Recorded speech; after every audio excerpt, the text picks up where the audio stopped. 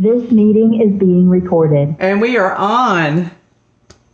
Righty. Welcome everybody back to the Lunch Bunch at the Spiritual Neighborhood. Glad to have you again. We're the Spiritual Neighborhood, a grassroots community project of the Council of Families for Children dedicated to the quality of life for the body, mind, and spirit, and for the integration of happy, healthy human. And we have April back with us today. Elizabeth, you have a bio? Yeah, let me just talk a little bit about Star Surrogacy, which is the company name. If you want to look this up, be sure and go to Star, S-T-A-R, Surrogacy, SURROGACY.com, correct? Yes. STARSURROGACY.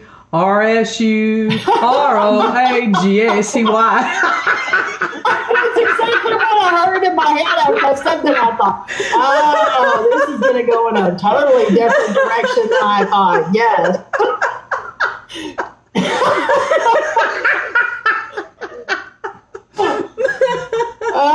Okay. So it is their core belief that the amazing surrogates and intended parents get to work with are the stars of every surrogacy journey they successfully build. It is a Texas-based surrogate agency that provides tailored services specifically geared towards successful surrogacy outcomes in Texas and at an affordable rate.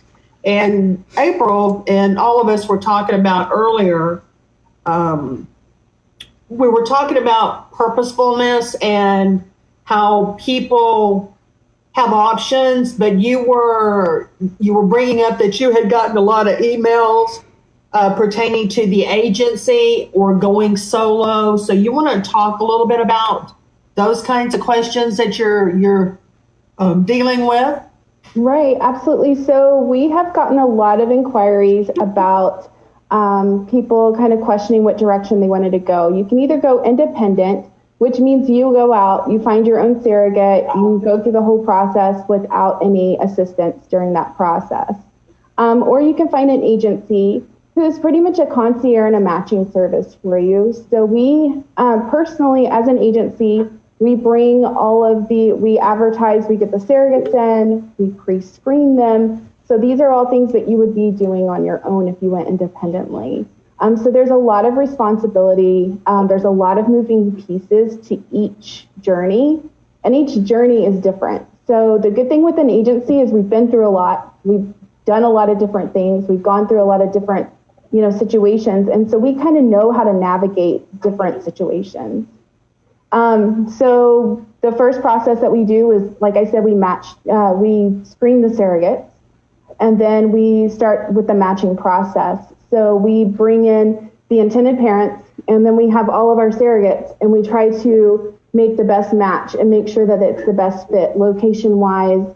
Can the surrogate travel? Does she have children? Is it going to be hard for her to get on a plane and hop across the United States to go to the fertility clinic of the intended parent? So there's all these different factors that we put in there too. And then also, sometimes intended parents have specific things that they're looking for in a surrogate, and surrogates have specific things they're looking for in an intended parent. It could be a religion thing. It could be, all different types of things that we are putting together.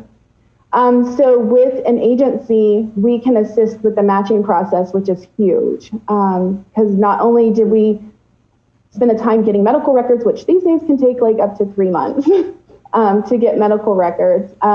We obtain the medical records, we pre-screen the medical records just to kind of check and make sure that we don't see any immediate red flags, so we kind of know what we're looking for. Whereas somebody who's going independent may not know exactly what their clinics are looking for.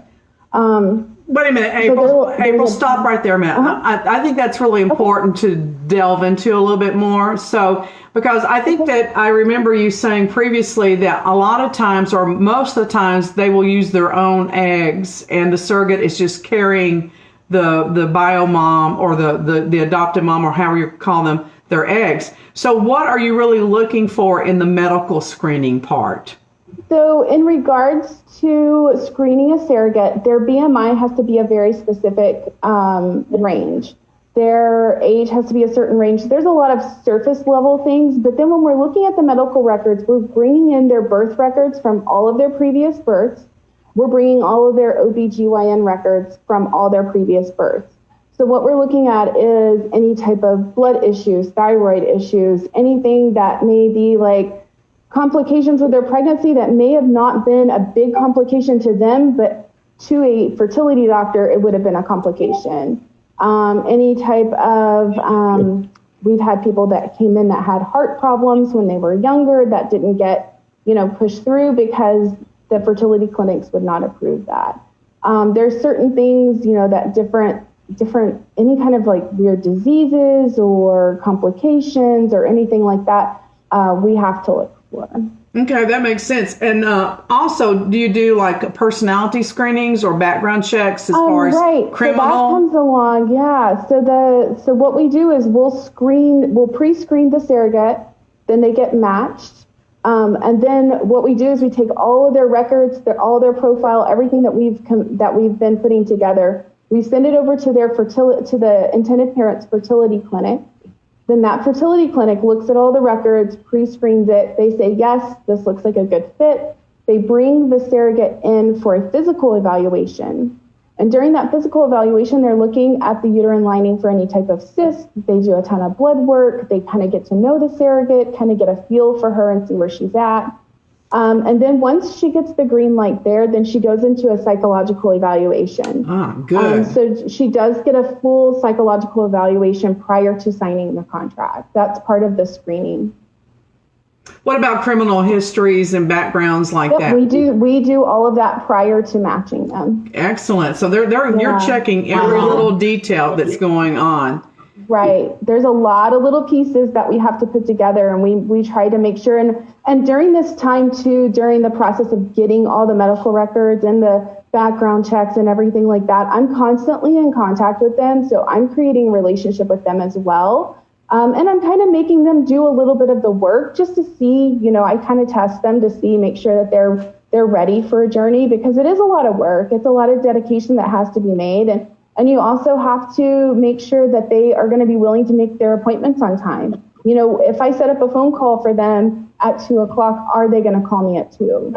Those are little things that I make sure that I put in place so that I can see their accountability too. See, and I think that's really important. So let me back you up a little bit here, because as a private investigator, we do background checks. And a lot of times people say, well, why don't I just do a background check online with database.com or whatever? But it's one thing to have information in front of you. It's also another thing to be able to decipher it and know what it means and look at the big picture. So this check and balance that you're putting in is also very important as well. What about references? Do y'all check references and that type of thing? We don't, but that is one thing that I have started talking about possibly putting in place, getting references, simply because we were in a position at one point where we should have done references on this one particular girl. But you live and learn, and most agencies don't do references, but it's definitely something that I've considered just because of situations that we've gone through. That's excellent. And the thing is, so your experience is actually adding to your job and relationship. The more you're doing this, the more you're knowing we go here, we don't go there, and those kinds of things. Right. And the psychological evaluation is so important. And that's things that if someone's doing that on their own, they're not going to get the advantages of your expertise and knowing what that trail and that journey looks like. So. Right. Yeah, and that's another thing too, is as an agency, since we've been doing it for so long, and I've also done a lot of research, and I try to save the intended parents as much money as possible.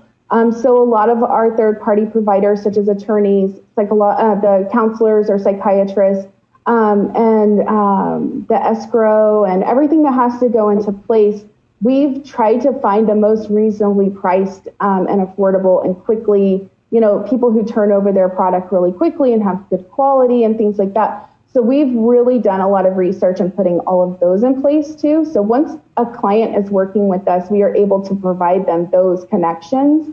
And I can say, hey, we have like 10 parents that work with this person. They're right down the street from you, or they're great on the internet, or, whatever it could be.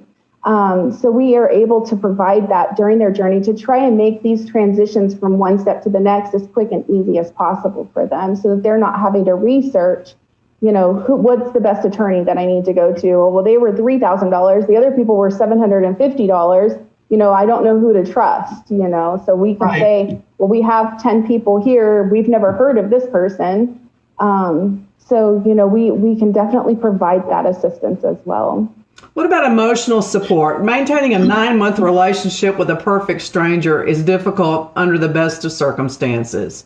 Then you're in the hormones of pregnancy and maybe distance between the living arrangements. How do you support both the couple and the surrogate? Right. So with our agency, a lot of agencies will charge you for if the surrogate calls and says, I just need to talk to somebody or whatever, the agencies will charge in 15-minute increments. Oh, wow. We'll charge the intended parents. We do not do that. My phone is on 24/7. Very rarely do I turn my work phone off, but I'm available through text message, phone calls, or emails 24/7 for my people. I recently had a client call just in tears in the middle of a Saturday, and she and I spent about 45 minutes on the phone because her husband was just diagnosed with COVID. No. So she and I just try and talk through the situation because she was just a hot mess. She didn't know where, what is this going to look like for her? And she was like, I was so scared to call you. And I was like, you don't have to be scared to call me. Like, I'm here for you. And every day I have checked in with her about her husband. We have been communicating. She'll call me. She text messages me. In the middle of the night, she'll message me and say, hey, this is how I'm feeling about this process. So I'm there for my people, 24/7. What about after the baby's born? Like if there's depression or transition? Yeah, that's definitely something that we look for. So when we're screening our surrogates, we also make sure that they have not had postpartum depression at any of their pregnancies. So that's usually one of the requirements for the fertility clinics, is they prefer to work with somebody who has not had postpartum. Or has not had it for their most recent pregnancy, at least.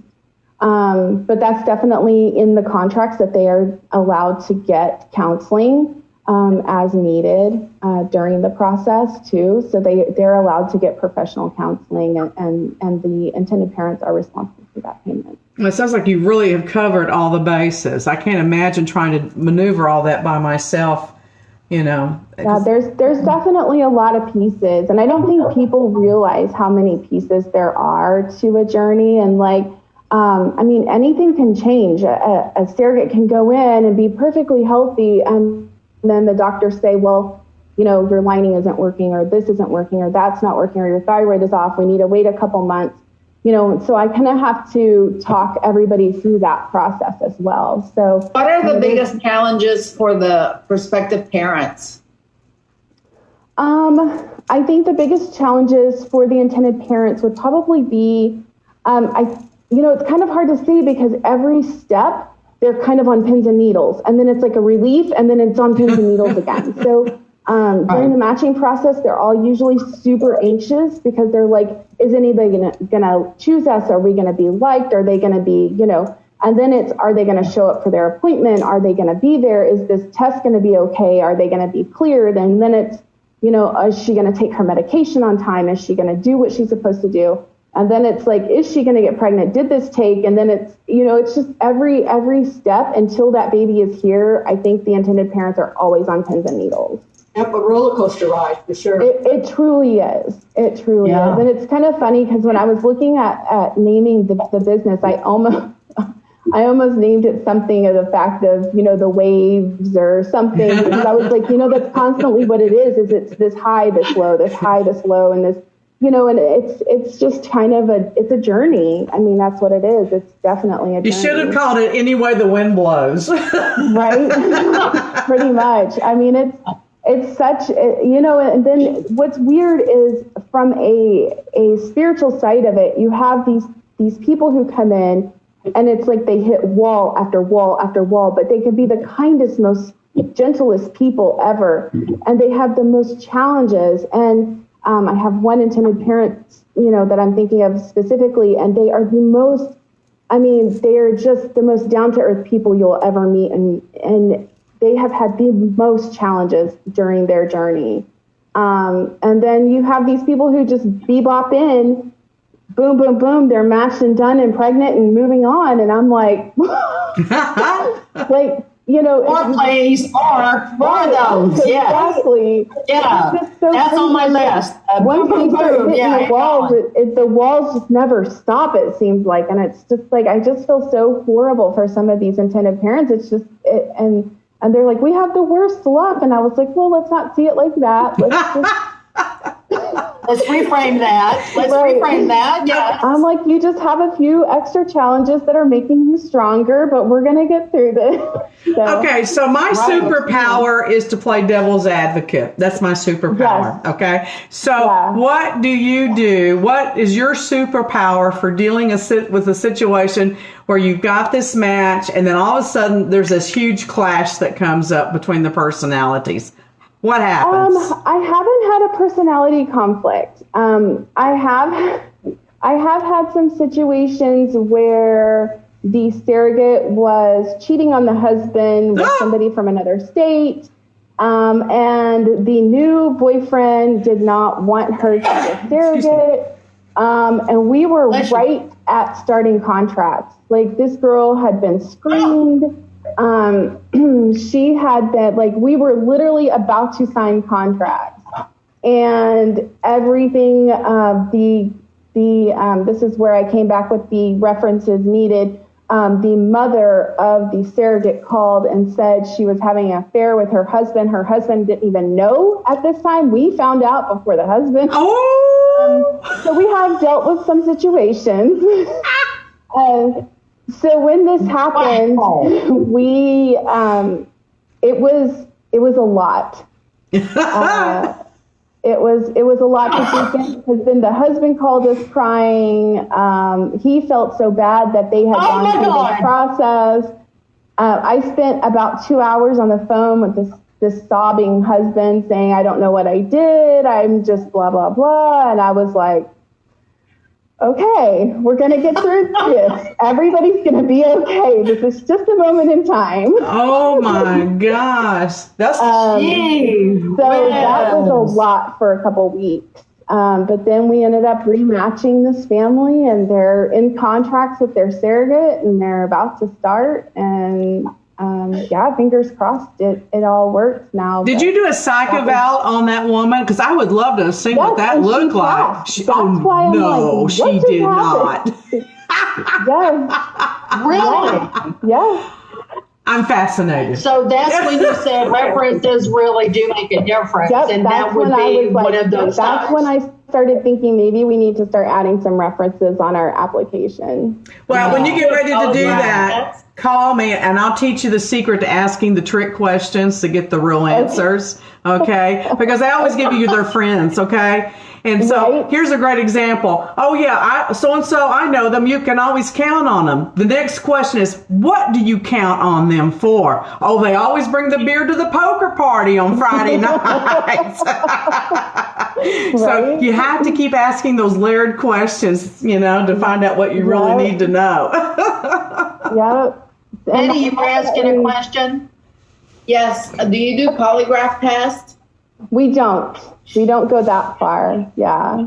But I mean, it's definitely up to the intended parents. If they would prefer to have that in place, and they want to pay for it, then, that's definitely something that they can put in place if they choose to. It's that's the thing too, is since there's no regulated format of a journey, any journey can look the way it needs to look. Like some clinics will require a group psych eval. So that means the intended parents, both parties, and the surrogate and her partner, if she has one, will all join in at the table and do a joint psych eval. That's kind of smart. That's interesting. I like that. So I've seen it go different directions. I've seen too where the fertility clinics will require very specific types of psych evals that are done, or very specific questions that need to be asked. And they also, sometimes they'll require it from the surrogate's partner and sometimes not. So it's just like every fertility clinic is different and all their requirements are different. So we kind of have to acclimate every time we change clinics. So, and I think I've only had 2 or 3 intended parents working with the exact same clinic. So there's so many different clinics across the U.S. It's really, really hard to, know all of them. Do any of the parents ask for a DNA? I'm sorry? We overlapped. I'm sorry. I just asked real quick. Do they ever ask for a DNA where they want to see what the genetic makeup is or anything? Does that ever enter into it? No, because they're not, technically there's no genetics tied to the surrogate. So usually the embryos are already created. So the embryo is a fertilized egg. So that is already in place. And usually that fertilized egg is about 3 or 5 days old. Oh, wow. So it's been growing for 3 to 5 days prior to transfer. I did not know that. There is no, basically the egg just goes into the uterus and attaches and grows the baby. So there's really no genetics tied to it. Wow, that's interesting. What were you saying, Elizabeth? I'm sorry, because I stepped on you. What did you... No, that's okay, because that happens. So if someone lives in Utah, and they decide, okay, it's time, we're going to do this, they can get in touch with you and you can help them from Utah work the situation out, correct? I mean, correct. you may be based here, but this reaches out all over, right? Absolutely. I have a surrogate in Tennessee. I have an intended parent in New Jersey. I have intended parents in China. Oh, wow. I have intended parents across the world. But most of my surrogates are Texas-based. But I mean, I have surrogates in Washington, Oregon, where I have a girl who she's got her intended parent is Chinese, and he lives in China, and his fertility clinic is in Seattle, and she lives in Tennessee. So oh, wow. Yeah, but she only has to go to that clinic twice. So she goes to the clinic for the evaluation, the original evaluation, and then she goes to the clinic for the transfer of the egg. So why do you think most of your surrogates are in Texas? Is it because we're good breeders or what? Well, so some states are not surrogate friendly. So from a legal standpoint, you kind of have to be cautious on where you go. Oh. So Texas is semi surrogate friendly. And there's just a lot of gals out here and I try to make my foundation out here as well, just because I wanted to give Texas an opportunity with a really different type of agency too, with low fees and stuff like that, because most of the agencies out here are pretty expensive. Yeah. So one of the things that I think is a good point is that you're talking about the fact that the surrogate mother does not contribute any DNA to the baby. So it's not like do you ever have them get attached and not want to give up the children, even though they're not theirs genetically? There has definitely been some cases. There's actually a lot of like national cases that made the news and stuff. We personally have not had any situations like that. A lot of these women, that's one of the questions that they ask when you go into a psych eval is, are you done completing your family? So do you want any more kids? And if they say, I am not done, completing my family, they will not pass and they don't get to continue. So they must be done at that time, mentally, and they don't want any more kids. Now, that doesn't mean that they can't go and have another child after they have a surrogate baby. It just simply means at that moment, do they want any more children for their family? If the answer is yes, they would love to have more children, they will not move forward. Boy, if they'd asked me that question at a certain time, I said, we'll give you a twofer. I'll give you a new baby and have one that I have already. Yeah, so all of our surrogates, so that's definitely something that I talk to them about, because sometimes that is a question, like, well, what happens if I, want to keep, I'm like, yeah, you don't get to keep it. And if they start talking like that, I'm like, I don't think you're ready for a surrogate journey, but let's talk in, 6 months or so, and then we'll think about it. But I don't let them. I have a question. Have you had a situation where it winds up being twins? Oh, absolutely. Lots of times. But they have actually cut back, fertility clinics have cut back on allowing intended parents to transfer 2 embryos because it is not safe to carry twins. So they're trying to keep the risk down. So most of the clinics will only transfer 1 embryo, but the chances of them splitting is definitely still there, but the chances of having twins are not as high. So no more octomoms where they're going to have a litter, No, they've cut back on that a lot. The only time that I've ever really seen them do multiple embryos anymore is if they are, say, for instance, I have 4 embryos frozen.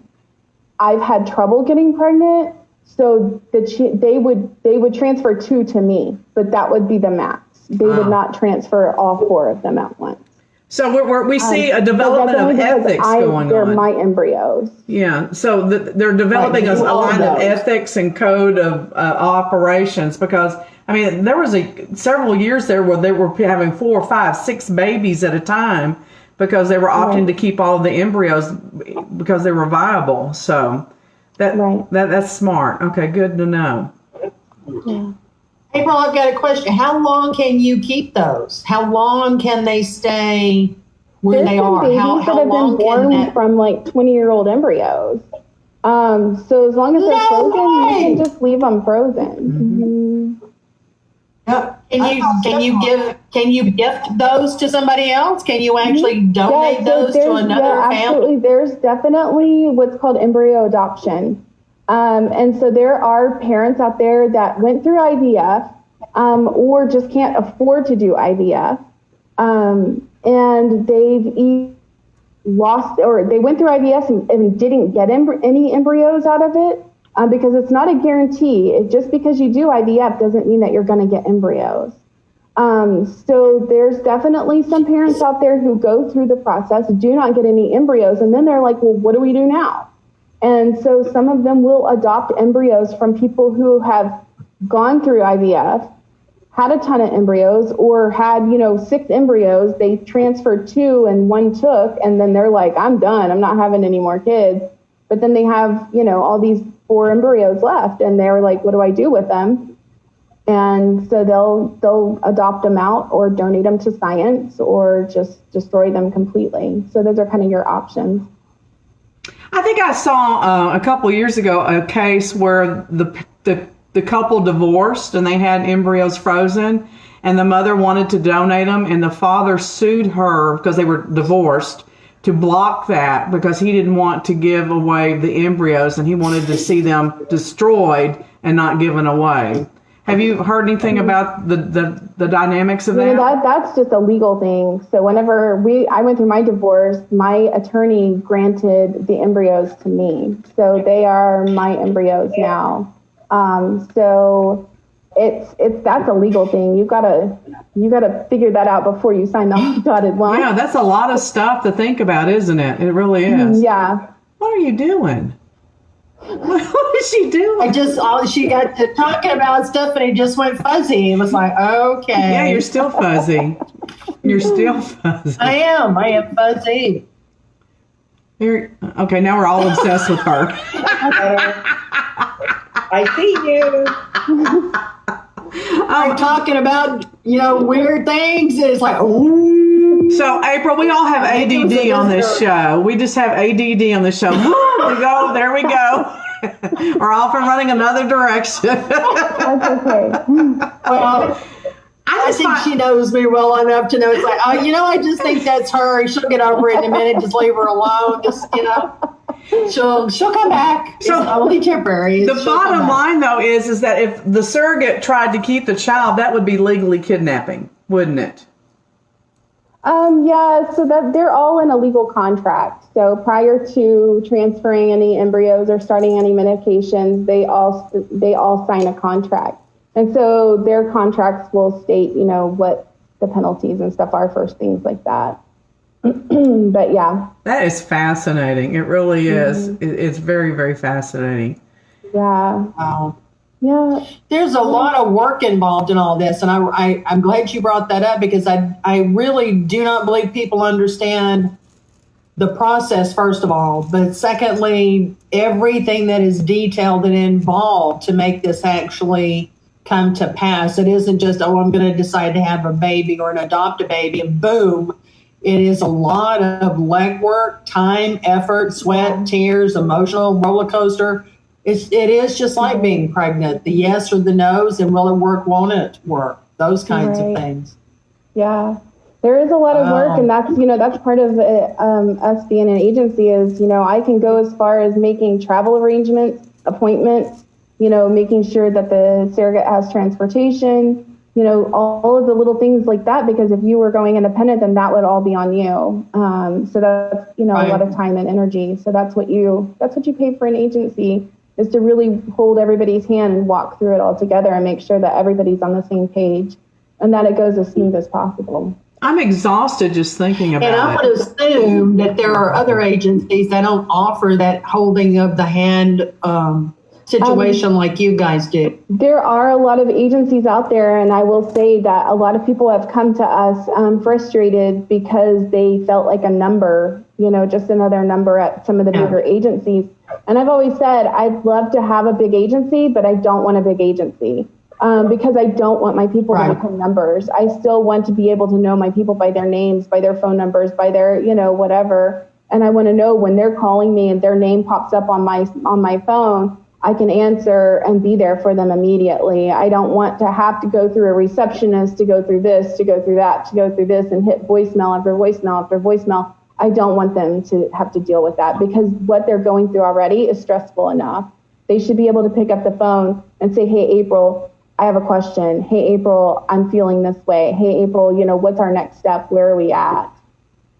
And I can answer that immediately. So, that's really important. Well, clearly your own journey has set you up for this. I mean, literally, absolutely. That journey that you've taken with all three has just really laid that foundation, and you really do know what you're talking about. You've lived the journey yourself 3 different times.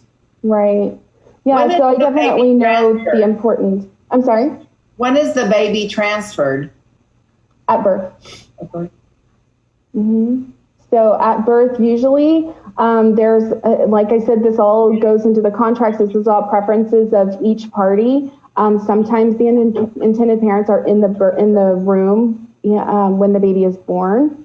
Sometimes they're right outside the room. They have their own room. Some hospitals will provide the intended parents their own private room to have, and the baby is immediately given to the intended parents at that time.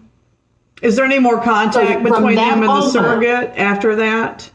I'm sorry? Is there any more contact between them and the surrogate after the birth? Absolutely. Oh, yeah, wow. sometimes the intended parents would like the surrogate to basically be part of the family. So that sometimes the surrogate will be invited over to birthday parties, special events. They kind of go through this journey of the family during this.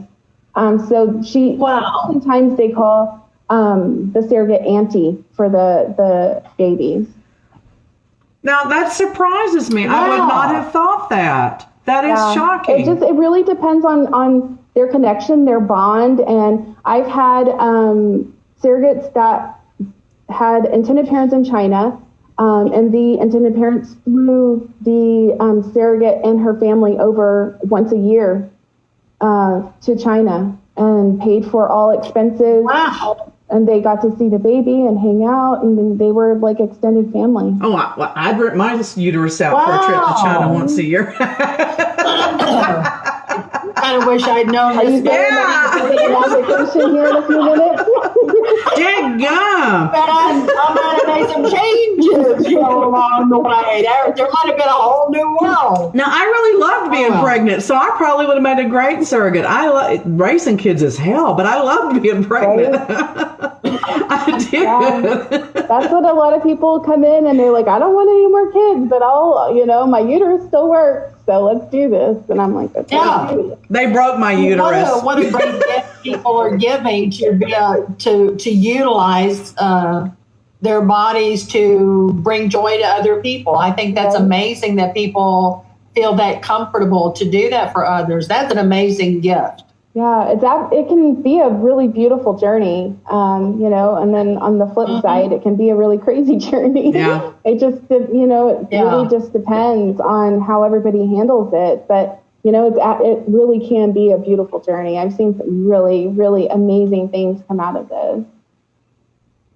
Yeah. Oh, that is So fascinating. how do potential surrogates get in touch with you? How does that work? So on my website, I have two different links. I have one link for an intended parent. I have one link for surrogates. If you click on those links and scroll down, there's a application for both parties. So it'll say surrogate application. Okay. It'll say intended parent application. And then once they fill out that application, if everything looks good and I can start, moving forward with them, because there's some kind of preliminary questions on there. If they get the green light at that point, then I set up a consultation with them and we kind of get a little bit further into detail about their pregnancies and such, kind of walk them through the process, and then we start obtaining medical records. That is interesting. Okay. It is very detailed. So what phone number? What's your phone number? So our phone number is 214-551-9198. Look at Elizabeth. She's going to be calling you. She's going to apply. Right? She wants to go to China now. I know. And I am just waiting to get off this. Yeah, I'm calling her like, oh my God, I'm texting her now. I know. Well, you're just making copious notes. I know you got something up. See, I wrote down all the info. It's all here about being, oldest woman ever. No, I'm not the oldest woman. But I think it would. There was a woman in India that gave birth that was 65. There was a woman in India 2 years ago. 66.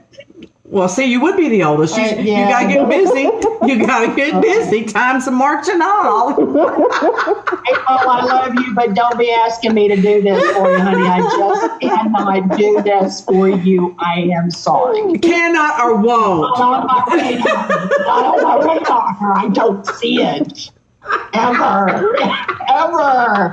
No.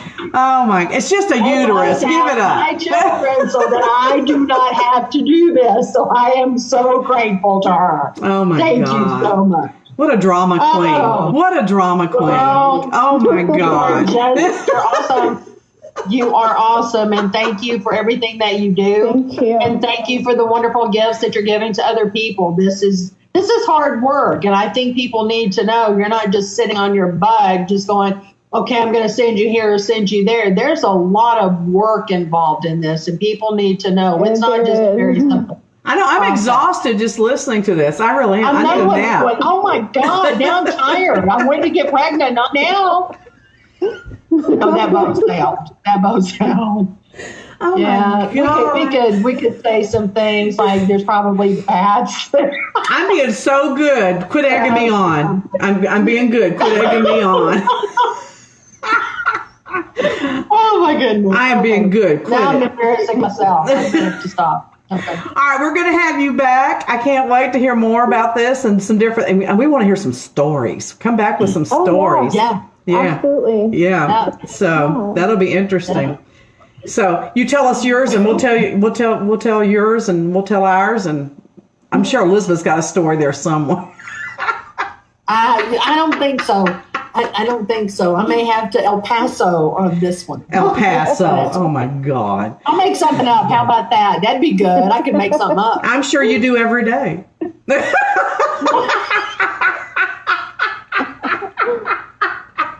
Every day. Yes. Oh my God. Okay, I give. All right, babe. We will see you later, April. Thanks for coming. Thank you. All righty. Bye-bye. Thank you so much. Have a great week. Get the kids. The recording has stopped. Thank you. Okay, y'all are taking too long to say goodbye. I got buttons to push. I got buttons to push. Oh my God. Y'all are typical Southern women. See y'all later. Then walk them out to the porch. So glad y'all came. Then walk them out to the driveway. Now y'all drive safe now. Then walk out in the middle of the road. Bye, y'all. I mean, just say goodbye.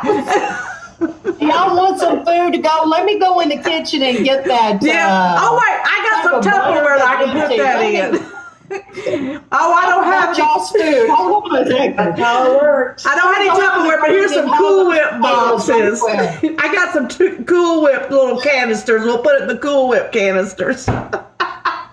I opened up my grandmother's refrigerator one time and I thought, what the hell is in this refrigerator? It's all different crock pot, containers, the old butter containers. Yes. And you have to go through every one trying to figure out what it is.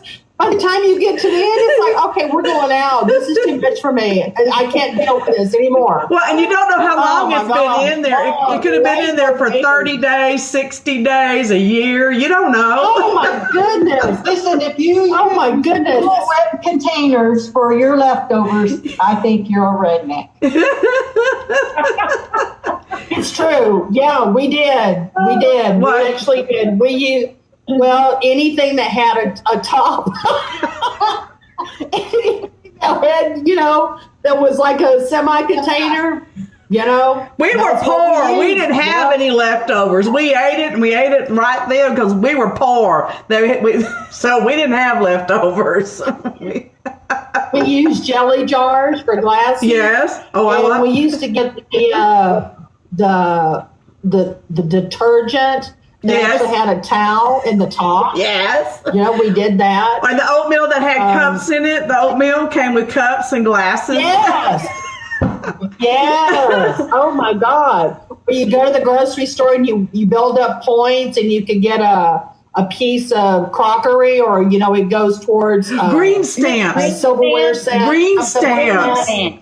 Yes. My God, I can remember licking green stamps till my tongue fell off. Yes. Yes. Yes. Oh my God. I helped my grandmother with that so much.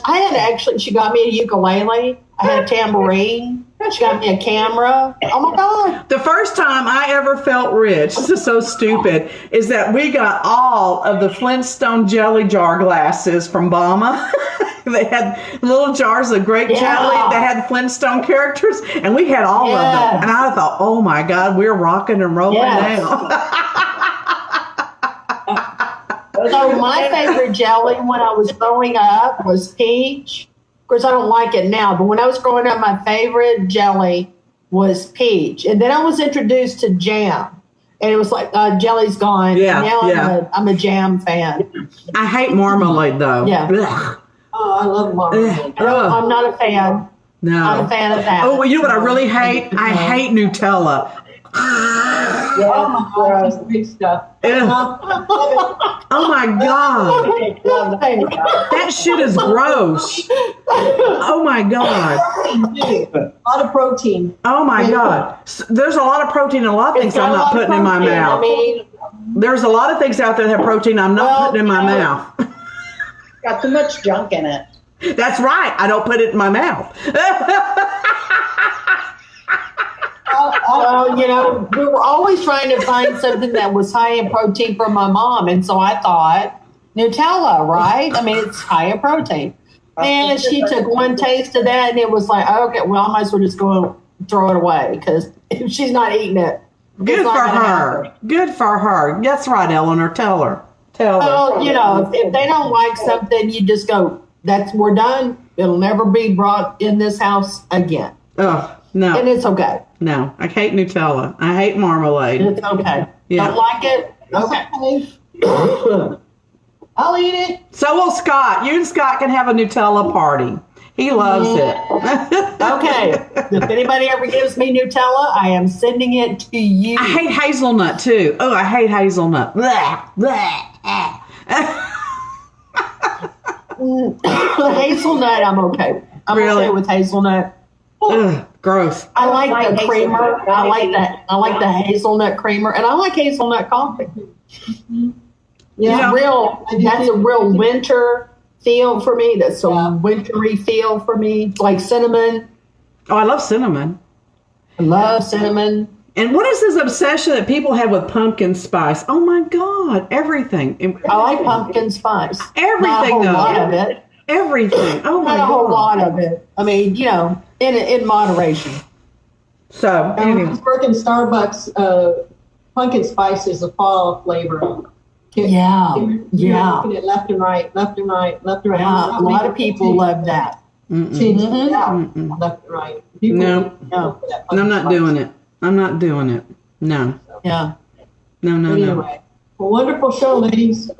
I had fun. Well, I am always amazed at how much that kid knows and does, and wow, it's just awesome. It is amazing, and I'm so glad she's decided to go into that direction because one of the things all of us talk about is do what you have a passion for, and she has a passion for. How did you meet her? Because y'all been friends a long time. How did you meet her?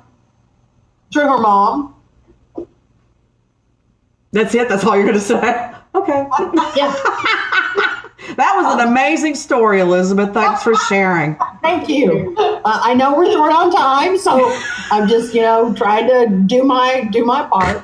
Well, I don't really have permission to talk about a lot, so I just, I think that the FBI would let you tell a little bit more that, since I don't think so. I don't think It's so. about ethics. We understand. Well, now I've known April since 1994. I think she was just a kid in high school. Okay, and that's all I'm going to say. well, that's a lovely story. Heartrending. Thank you. I know it's a tearjerker. I know it just Brought brings tears to my eyes. God, you could tell that story.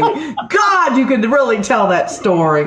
I'm telling you, that's why I'm a writer. I am an author. You can tell. Hey, speaking of which, get your stories in for the holistic book. I'm tired of nagging y'all about it.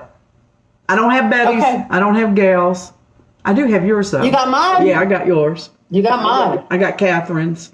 I got somebody I don't even know. They sent a story in. I don't even know them. It's going in. Brenda sent her story in. Yeah, who is that? You're welcome. Thank you. You're welcome. Well, thank you. She knows how now. She knows how to tell a story, not like you. Well, I do other things that, yeah. Well, one thing's for sure. If you tell me something, I try not to, I will respect what it is that you've asked me to do. Oh, I will tell you this. Jesse was over here last week, painting my kitchen. And I asked Jesse, I said, is Elizabeth as bossy as I am? He goes, you're both women that just know what you want. That's a great answer.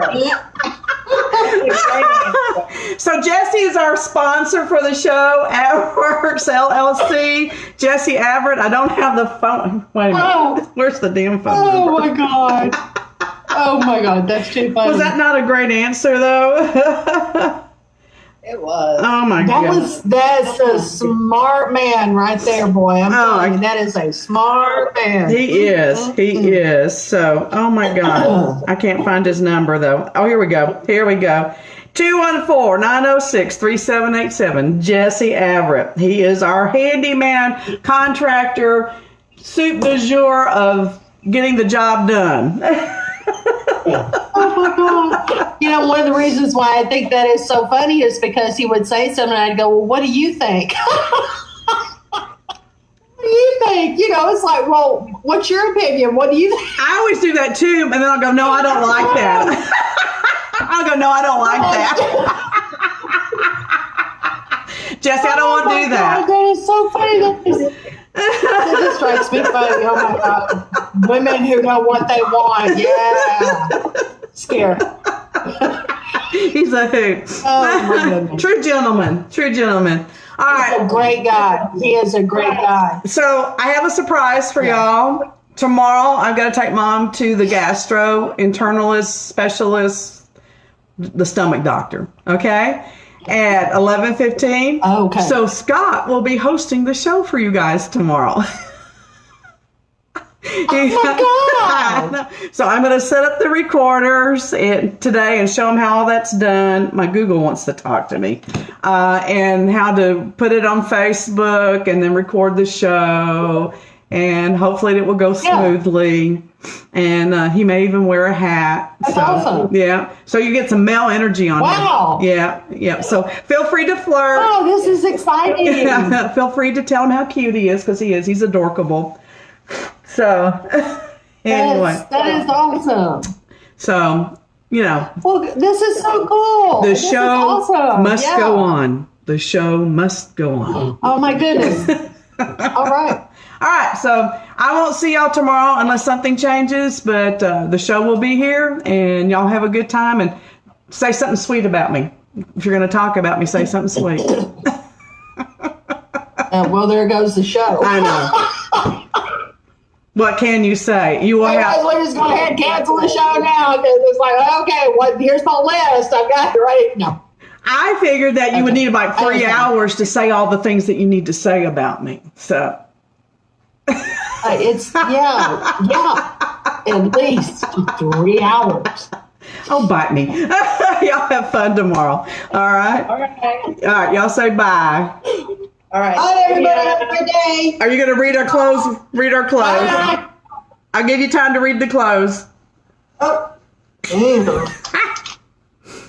We're so professional. Okay, thank you for sharing your time and energy with us at the Spiritual Neighborhood Lunch Bunch. We're a community project of the City of the Council. To contact the hosts, just email us at spiritualneighborhood@gmail.com, and don't be shy to ask to be on the show until lunch tomorrow, the next day, whenever. And it's drinking day tomorrow, so who knows what they'll do. All right? Bye. I am the designated driver, so bye, y'all.